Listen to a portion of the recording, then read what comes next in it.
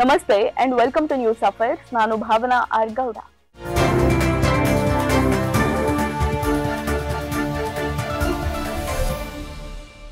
ದೆಹಲಿಯ ಕೇಂದ್ರ ಭಾಗ ಅಂದ್ರೆ ಅದು ಕೆಂಪುಕೋಟೆ. ಈ ಕೆಂಪುಕೋಟೆ ಮೆಟ್ರೋ ನಿಲ್ದಾಣದ ಹತ್ತಿರ ಮೊನ್ನೆ ನಡೆದಿದ್ದ ಸ್ಫೋಟದ ಕೇಸ್ ಈಗ ಯೂ ಟರ್ನ್ ತಗೊಂಡಿದೆ. ಮೊದಲು ಇದೊಂದು ಸಣ್ಣ ಅಪಘಾತ ಅಂತ ಅನ್ಕೊಂಡಿದ್ರು, ಆದ್ರೆ ಈಗ ದೆಹಲಿಯ ಪೊಲೀಸರು ಇದನ್ನ ಭಯೋತ್ಪಾದಕ ಕೃತ್ಯ ಅಂತ ಘೋಷಣೆ ಮಾಡಿ UAPA ಕಾನೂನು ಬಾಹಿರ ಚಟುವಟಿಕೆಗಳ ತಡೆಗಟ್ಟುವಿಕೆ ಕಾಯ್ದೆ ಅಡಿ ಕೇಸ್ ದಾಖಲು ಮಾಡ್ಕೊಂಡಿದ್ದಾರೆ. ಸೊ ಆ ದಿನ ನಿಜವಾಗ್ಲೂ ಆ ಕಾರಲ್ಲಿ ಏನ್ ನಡೀತು? ಈ ಕೃತ್ಯದ ಹಿಂದೆ ಉಗ್ರ ಸಂಘಟನೆ ಜೈಷ್ ಎ ಮೊಹಮ್ಮದ್ ಕೈವಾಡ ಇದೆಯಾ? 3 ವೈದ್ಯರು ಮತ್ತು 2900 kg ಸ್ಫೋಟಕ ಸಾಮಗ್ರಿಗಳ ಘಟನೆಗೂ ಇದಕ್ಕೂ ಏನ್ ಸಂಬಂಧ? ಈ ಎಲ್ಲಾ ಪ್ರಶ್ನೆಗಳಿಗೆ ಉತ್ತರವನ್ನ ಇವತ್ತು ನಾನು ನಿಮಗೆ ತಿಳಿಸ್ತೀನಿ. ಫಸ್ಟ್ ಈ ಕೇಸ್ ನ ಟರ್ನಿಂಗ್ ಪಾಯಿಂಟ್ ಬಗ್ಗೆ ಮಾತಾಡೋಣ. ಯಾವಾಗ ಪೊಲೀಸರು ಇದನ್ನ ಭಯೋತ್ಪಾದಕ ಕೃತ್ಯ ಅಂತ ಘೋಷಣೆ ಮಾಡಿ UAPA ಸೆಕ್ಷನ್ ಅಡಿ ಕೇಸ್ ಅನ್ನ ಹಾಕಿದ್ರು, ಅವಾಗ್ಲೇ ಗೊತ್ತಾಯ್ತು ಇದು ನಾವ್ ಅನ್ಕೊಂಡಕ್ಕಿಂತ ದೊಡ್ಡ ಗಂಭೀರ ವಿಷಯ ಅಂತ. ಈ UAPA ಏನು ಅಂದ್ರೆ ಇದು ಸಾಮಾನ್ಯವಾಗಿ ಭಯೋತ್ಪಾದಕ ಚಟುವಟಿಕೆಗಳಿಗೆ ಸಂಬಂಧಿಸಿದ ಅತ್ಯಂತ ಕಠಿಣ ಕಾನೂನು. ಈ ಕಾಯ್ದೆ ಅಡಿ ಕೇಸ್ ದಾಖಲಾಯ್ತು ಅಂದ್ರೆ ತನಿಖೆಯ ದಿಕ್ಕು ಕಂಪ್ಲೀಟ್ ಆಗಿ ಬದಲಾಗುತ್ತೆ. ಇದು ಬರೀ ಅಪರಾಧ ಅಲ್ಲ, ದೇಶ ವಿರುದ್ಧದ ಕೃತ್ಯ ಅಂತ ಅರ್ಥ. ಪೊಲೀಸರು ಸುಮ್ಮನೆ ಈ ನಿರ್ಧಾರವನ್ನ ತಗೊಂಡಿಲ್ಲ.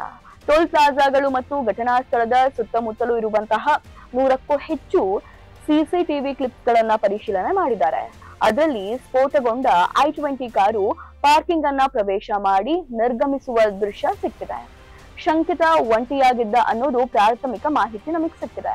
ಆದ್ರೆ ಆತ ಉದ್ದೇಶಪೂರ್ವಕವಾಗಿಯೇ ಆ ಸ್ಫೋಟಕಗಳನ್ನ ಅಲ್ಲಿಗೆ ತಂದಿದ್ದ ಅನ್ನೋದಕ್ಕೆ ಬಲವಾದ ಸಾಕ್ಷಿ ಸಿಕ್ಕಿದೆ. ಹಾಗಾಗಿ ಈ ಕಠಿಣ ಕಾನೂನನ್ನ ಬಳಸಿದ್ದಾರೆ. ಈಗ ಈ ಕೇಸ್ ಲೋಕಲ್ ಅಪರಾಧದಿಂದ ನ್ಯಾಷನಲ್ ಸೆಕ್ಯೂರಿಟಿ ಇಶ್ಯೂ ಆಗಿ ಬದಲಾಗಿದೆ. ಈಗ ಅತ್ಯಂತ ಆತಂಕಕಾರಿ ವಿಷಯ ಏನು ಅಂದ್ರೆ ಅದೇ ಈ ಕೃತ್ಯದ ಹಿಂದೆ ಪಾಕಿಸ್ತಾನದ ಮೂಲದ ಉಗ್ರ ಸಂಘಟನೆ ಅಂದ್ರೆ ಜೈಷ್ ಎ ಮೊಹಮ್ಮದ್ ಕೈವಾಡ ಇರುವಂತಹ ಶಂಕೆ ವ್ಯಕ್ತ ಆಗ್ತಾ ಇದೆ. ಮೊದಲನೇದಾಗಿ ಈ ಕಾರ್ ಲಿಂಕ್. ಸ್ಫೋಟಗೊಂಡ I-20 ಕಾರಿನ ಮಾಲೀಕತ್ವದ ಲಿಂಕ್ ಮೊಹಮ್ಮದ್ ಸಲ್ಮಾನ್ ನದಿ ಮೂಲಕ ಫರೀದಾಬಾದ್ನ ಕಾರ್ ಡೀಲರ್ಗೆ ತಲುಪಿ ಕೊನೆಗೆ ಅದನ್ನ ಖರೀದಿ ಮಾಡಿದ್ದು ತಾರಿಕ್ ಅನ್ನೋ ವ್ಯಕ್ತಿ. ಜೊತೆಗೆ ಇದರಲ್ಲಿ ಪುಲ್ವಾಮಾದ ಲಿಂಕ್ ಕೂಡ ಇದೆ. ಈ ತಾರಿಕ್ ಮೂಲತಃ ಕಾಶ್ಮೀರದ ಪುಲ್ವಾಮಾದವನು. ಹೌದು, ಪುಲ್ವಾಮಾ ಅಲ್ಲಿ 2019ರಲ್ಲಿ ನಮ್ಮ CRPF ಯೋಧರ ಮೇಲೆ ದೊಡ್ಡ ದಾಳಿ ನಡೆದಿತ್ತು. ಈ ತಾರಿಕ್ ಫರೀದಾಬಾದ್ ನಲ್ಲಿ ವಾಸ ಮಾಡ್ತಾ ಇದ್ದ, ದೆಹಲಿ ಹತ್ತಿರದಲ್ಲೇ ಇದ್ದಿದ್ದು. ಈ ರೀತಿ ಕಾರು ವ್ಯವಹಾರ ಮಾಡಿ ಸ್ಫೋಟಕ ಸಾಗಿಸಿದ್ದಾನೆ ಅಂದ್ರೆ ಇದರ ಹಿಂದೆ ಜೈಷ್ ಎ ಮೊಹಮ್ಮದನ ಸ್ಲೀಪರ್ ಸೆಲ್ ಗಳ ಕೈವಾಡ ಇರೋ ಸಾಧ್ಯತೆ ದಟ್ಟವಾಗಿದೆ. ಪೊಲೀಸರು ಇದನ್ನ ಆತ್ಮಾಹುತಿ ದಾಳಿಯ ಮಾದರಿ ಕೃತ್ಯ ಇರಬಹುದು ಅಂತ ಶಂಕೆ ಮಾಡಿದ್ದಾರೆ. ಅಂದ್ರೆ ದೊಡ್ಡ ಮಟ್ಟದ ಹಾನಿ ಮಾಡುವ ಉದ್ದೇಶ ಈ ಶಂಕಿತನಿಗಿತ್ತು ಅನ್ನೋದು ಸ್ಪಷ್ಟವಾಗ್ತಾ ಇದೆ.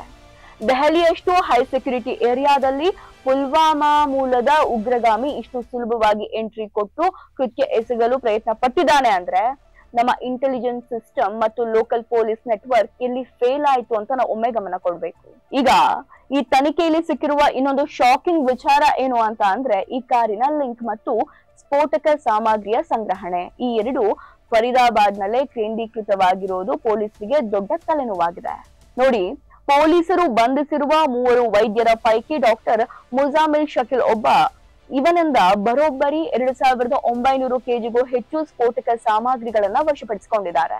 ಅಂಡ್ ಮೋರ್ ಓವರ್ ಈ ಶಕೀಲ್ ಸಹ ವಾಸವಾಗಿದ್ದು ಫರೀದಾಬಾದ್ ನಲ್ಲೇ. ಅಂದ್ರೆ ಸ್ಫೋಟಕ ಸಂಗ್ರಹಣೆ, ಕಾರು ಖರೀದಿ ಮತ್ತು ಸ್ಫೋಟಕದ ಶಂಕಿತ ತಾರಿಕ್, ಈ ಎಲ್ಲದರ ಕೇಂದ್ರ ಬಿಂದು ಫರೀದಾಬಾದ್. ಇಲ್ಲಿ ಆಶ್ಚರ್ಯ ಆಗ್ತಿರೋ ವಿಚಾರ ಏನು ಅಂದ್ರೆ ಈ ಘಟನೆಗೆ ಡಾಕ್ಟರ್ ಸೈ ಯಾಕೆ ಅಂತ. ವೈದ್ಯಕೀಯ ವೃತ್ತಿಯಲ್ಲಿರುವಂತವರು ಈ ಭಯೋತ್ಪಾದಕ ಜಾಲದಲ್ಲಿ ಸಿಲ್ಕೊಂಡಿದ್ ಹೇಗೆ? ಭಯೋತ್ಪಾದಕ ಸಂಘಟನೆಗಳು ತಮ್ಮ ಕೃತ್ಯಗಳಿಗೆ ಈ ರೀತಿ ಸಭ್ಯ ಮುಖಗಳನ್ನ ಏಕೆ ಬಳಸ್ಕೊಳ್ತಿವೆ? ಅಂಡ್ ಮೋರ್ ಓವರ್ ಈ ವೈದ್ಯರು ಹಣಕ್ಕಾಗಿ ಈ ಕೆಲಸ ಮಾಡಿದ್ರ ಅಥವಾ ಇವರು ಆ ಸಂಘಟನೆಯ ಸಿದ್ಧಾಂತಕ್ಕೆ ಬದ್ಧರಾಗಿದ್ದವ್ರ? ಇದು ತನಿಖೆಯಲ್ಲಿ ಹೊರಬರಬೇಕಾದ ಅತಿ ದೊಡ್ಡ ರಹಸ್ಯ. ಸಹರಾನ್ಪುರದಲ್ಲಿ ನಡೆದ ಬಂಧನಗಳಿಗೂ ಇದೇ ಜಾಲಕ್ಕೂ ಸಂಬಂಧ ಇದೆ ಅಂದ ಮೇಲೆ ಇದು ದೆಹಲಿ, ಹರಿಯಾಣ, UP ಮತ್ತು ಕಾಶ್ಮೀರವನ್ನ ಒಳಗೊಂಡ ಒಂದು ದೊಡ್ಡ ಭಯೋತ್ಪಾದಕ ನೆಟ್ವರ್ಕ್ ಆಗಿರಬಹುದು. ಈ ಗಂಭೀರ ಬೆಳವಣಿಗೆಗಳ ಹಿನ್ನೆಲೆಯಲ್ಲಿ ಕೇಂದ್ರ ಸಚಿವರಾದ ಅಮಿತ್ ಶಾ ಅವರು ದೆಹಲಿಯಲ್ಲಿ ಉನ್ನತ ಮಟ್ಟದ ತುರ್ತು ಸಭೆಯನ್ನ ಕರೆದಿದ್ರು. ಇಲ್ಲಿ ಯಾರ್ಯಾರು ಭಾಗವಹಿಸಿದ್ರು ಅಂತ ನೋಡೋದಾದ್ರೆ ರಾ, IB, NI, ಎನ್ಎಸ್ಜಿ ಮತ್ತು ದೆಹಲಿ ಸ್ಪೆಷಲ್ ಸೆಲ್ ಅಧಿಕಾರಿಗಳು ಭಾಗವಹಿಸಿದ್ರು. ಅಂದ್ರೆ ದೇಶದ ಅತ್ಯುನ್ನತ ಭದ್ರತಾ ಮುಖ್ಯಸ್ಥರೆಲ್ಲರೂ ಈ ಕೇಸ್ ಅನ್ನ ಗಂಭೀರವಾಗಿ ತಗೊಂಡಿದ್ದಾರೆ ಅಂತ ಅರ್ಥ. ಈ ಸಭೆಯ ಉದ್ದೇಶ ಏನಾಗಿತ್ತು ಅಂತ ನೋಡೋದಾದ್ರೆ, ಇದು ಬರೀ ತನಿಖೆಯ ದಿಕ್ಕು ಬದಲಾಯಿಸೋದಕ್ ಅಷ್ಟೇ ಅಲ್ಲ, ನಿಜವಾಗ್ಲೂ ಇದು ಭಯೋತ್ಪಾದಕ ಕೃತ್ಯನ, ಅಕಸ್ಮಾತ್ ಹೌದು ಅಂತ ಆದ್ರೆ ಯಾವ ನೆಟ್ವರ್ಕ್ ಇದ್ರ ಹಿಂದೆ ಇದೆ, ಮುಂದಿನ ದಿನಗಳಲ್ಲಿ ಇಂತಹದ್ದೇ ದಾಳಿಗಳನ್ನ ತಡೆಯೋದ್ ಹೇಗೆ, ನಮ್ಮ ಭದ್ರತಾ ಲೋಪಗಳೇನು, ಇವೆಲ್ಲವನ್ನ ಕುರಿತು ಒಂದು ನಿರ್ಣಾಯಕ ತೀರ್ಮಾನವನ್ನ ಈ ಸಭೆಯಲ್ಲಿ ತೆಗೆದುಕೊಂಡಿದ್ದಾರೆ. ಕೆಂಪುಕೋಟೆಯಂತಹ ಐತಿಹಾಸಿಕ ಮತ್ತು ಅತಿ ಸೂಕ್ಷ್ಮ ಪ್ರದೇಶಕ್ಕೆ 2900 ಕೆಜಿ ಸ್ಫೋಟಕ ಸಾಮಗ್ರಿಯ ಲಿಂಕ್ ಇರುವ ಕಾರುಗಳು ಇಷ್ಟು ಸುಲಭವಾಗಿ ಬಂದಿವೆ ಅಂದ್ರೆ ಇದು ನಮ್ಮ ಭದ್ರತಾ ವ್ಯವಸ್ಥೆಯ ವೈಫಲ್ಯ ಅಲ್ಲದೆ ಮತ್ತೇನು. ಮುಂದಿನ ದಿನದಲ್ಲಿ ಇದ್ರ ಬಗ್ಗೆ ಕೇಂದ್ರ ಸರ್ಕಾರ ಮತ್ತು ದೆಹಲಿಯ ಪೊಲೀಸ್ ಹೇಗೆ ಉತ್ತರ ಕೊಡುತ್ತೆ ಅನ್ನೋದನ್ನ ನಾವು ನೋಡ್ಬೇಕಾಗಿದೆ. ನೋಡಿ, ಈ ರೀತಿ ದಾಳಿಗಳಾದಾಗ ಸೆಕ್ಯೂರಿಟಿ ಲ್ಯಾಬ್ಸ್ ಅನ್ನುವಂತಹ ಕ್ವೆಶ್ಚನ್ ಪ್ರತಿಯೊಬ್ಬ ಭಾರತೀಯನಿಗೂ ಬರೋದು ಸಹಜ. ಯಾಕೆ ಅಂತ ಅಂದ್ರೆ, ನಾವು ಭಾರತದಲ್ಲಿ ಇದೀವಿ, ಯಾಕೆ ಒಂದು 6-7 ತಿಂಗಳಿಗೆ ಒಂದು ಅಟ್ಯಾಕ್ ಆಗುತ್ತೆ ಅಂದ್ರೆ ಎಲ್ಲಿ ನಾವು ಎಡವ್ತಾ ಇದೀವಿ ಅಂತ ನೋಡ್ಕೊಳ್ಬೇಕಲ್ವಾ. ಅಂಡ್ ಮೋರ್ ಓವರ್, ಇಲ್ಲಿ ನರೇಂದ್ರ ಮೋದಿ ಅವರಿಗಾಗಿರ್ಲಿ, ಅಜಿತ್ ಡೋವಲ್ಗಾಗಿರ್ಲಿ, ಅಮಿತ್ ಶಾ ಆಗಿರ್ಲಿ ರಿಸೈನ್ ಮಾಡಿ ಅಂತ ಹೇಳೋದು ಈಸಿ. ಆದ್ರೆ ಈ ರೀತಿ ಅಟ್ಯಾಕ್ ಆದಾಗ ಗೌರ್ಮೆಂಟ್ ಪರವಾಗಿ ನಾವು ನಿಂತು ಈ ರೀತಿ ಮುಂದೆ ಅಟ್ಯಾಕ್ ಆಗದೆ ಇರೋ ರೀತಿ ಏನ್ ಮಾಡ್ಬೋದು ಅಂತ ಸರ್ಕಾರ ಯೋಚನೆ ಮಾಡುತ್ತಲ್ವಾ. ಹಾಗಾಗಿ ಸರ್ಕಾರದ ಪರವಾಗಿ ಪ್ರತಿಯೊಬ್ಬ ಭಾರತೀಯನು ಕೂಡ ನಿಲ್ಲಬೇಕಾದಂತಹ ಪರಿಸ್ಥಿತಿ ಇದಾಗಿದೆ. ಕೆಂಪುಕೋಟೆ ಸ್ಫೋಟಕ ಈಗ ಅಧಿಕೃತವಾಗಿ ಭಯೋತ್ಪಾದಕ ಕೃತ್ಯ ಅಂತ ಘೋಷಣೆ ಮಾಡಿದ್ದಾರೆ. ಇದರ ಲಿಂಕ್ ಕಾಶ್ಮೀರದ ಪುಲ್ವಾಮಾದಿಂದ ದೆಹಲಿ ಸಮೀಪದ ಫರೀದಾಬಾದ್ ವರೆಗೂ ತಲುಪಿದ್ದು ಜೈಷ್ ಎ ಮೊಹಮ್ಮದ್ನ ಪಾತ್ರ ಶಂಕೆ ಇದೆ. ಬಂಧಿತ ವೈದ್ಯರು ಮತ್ತು ಭಾರಿ ಪ್ರಮಾಣದ ಸ್ಫೋಟಕ ಸಾಮಗ್ರಿಗಳು ಈ ನೆಟ್ವರ್ಕ್ ನ ಆಳವನ್ನ ತೋರಿಸುತ್ತೆ. ಈಗ ನಿಮ್ಮ ಮುಂದೆ ಇರುವಂತಹ ಪ್ರಶ್ನೆ, ದೆಹಲಿಯಂತಹ ಸೂಕ್ಷ್ಮ ಪ್ರದೇಶದಲ್ಲಿ ಇಂತಹ ಉಗ್ರ ನೆಟ್ವರ್ಕ್ ಗಳ ಬೆಳವಣಿಗೆಗೆ ನಿಜವಾದ ಕಾರಣ ಏನು? ಇದು ನಮ್ಮ ಭದ್ರತಾ ಲೋಪನೇ ಆದ್ರೆ ಇದನ್ನ ಸರಿ ಮಾಡೋದು ಹೇಗೆ ಅನ್ನೋದು ಪ್ರತಿಯೊಬ್ಬ ಭಾರತೀಯರು ಕೂಡ ಯೋಚನೆ ಮಾಡ್ಬೇಕಾಗಿದೆ. ಅಂಡ್ ಮೋರ್ ಓವರ್ ನಮ್ಮ ಸರ್ಕಾರ ಯೋಚನೆ ಮಾಡ್ಬೇಕಾಗಿದೆ. ಇದಾಗಿತ್ತು ಇವತ್ತಿನ ನ್ಯೂಸ್ ಅಪ್ಡೇಟ್. ನೋಡ್ತಾ ಇರಿ inside rush news. Vande Bharat ಮಾತರಂ.